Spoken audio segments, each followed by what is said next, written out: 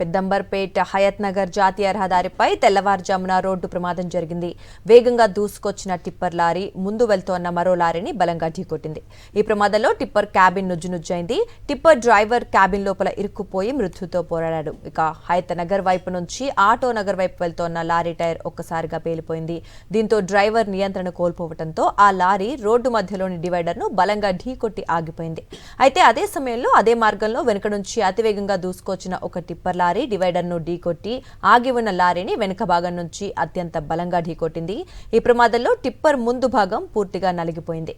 దీంతో driver సీట్లోనే కూరుకుపోయి cabin ఇనుప రేకుల మధ్య తీవ్ర గాయాలతో ఇరుక్కుపోయాడు.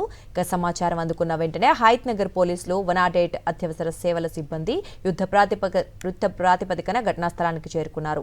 క్యాబిన్ పూర్తిగా నలిగిపోవడంతో డ్రైవర్ను బయటికి తీయటం పోలీసులకు సవాల్గా మారింది.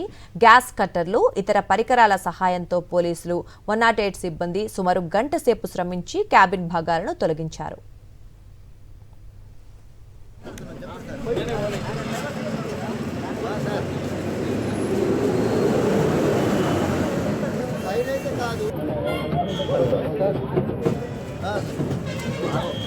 రాడ్